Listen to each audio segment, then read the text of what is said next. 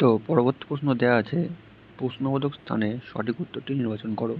তাতে এখানে কী হবে সেটা নির্বাচন করতে দিয়েছে। তো তোমরা ভিডিওটা পজ করে ট্রাই করে দেখতে পারো। তো বেসিক্যালি আমরা প্রথমে যেটা করি সেটা এখানে আবার করব, যে ডিফারেন্স কত সে দেখে নেব। ডিফারেন্স হচ্ছে 10। এটাকে যদি আমরা ডিফারেন্স 10 যোগ করি তাহলে আমাদের হয়ে যাচ্ছে 99। কিন্তু 99 আমরা দেখছি না কোনো অ্যান্সারে নেই, কোনো অপশানেই নেই, তাহলে এটা হবে না। তো যখন আমরা অঙ্কগুলো করবো না তখন অপশানগুলোকে একটু খেয়াল রাখবো, কারণ আমরা দেখতে পাচ্ছি এই যে অপশানগুলো আছে এগুলো কোনো কিছুর কিউব বা স্কোয়ার দিয়েও আসছে না। তো এটা যেভাবে হবে সেটা হলো, এই যে দুটো আছে এই দুটোকে যদি আমরা যোগ করি তাহলে আমাদের হচ্ছে 95 আর 105 200।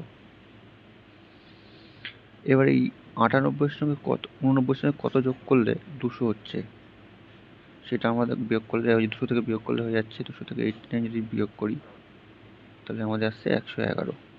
111 কিন্তু দেখো অপশান সিতে আছে। তো যখন আমরা এই টাইপের রিজনিংগুলো করবো তখন আমরা অপশানগুলোকে দিয়ে খেয়াল রাখবো যে কোনো কিছু কিউব করে বা কোনো কিছু স্কোয়ার করে কিছু আসছে কিনা। অপশানগুলো আমরা দেখো কোনো কিছুর কিউবের মধ্যে কিন্তু নেই, কোনো কিছুর স্কোয়ারও কিন্তু নেই। তো এইটুকু একটু খেয়াল রাখবো অপশানগুলো, ঠিক আছে।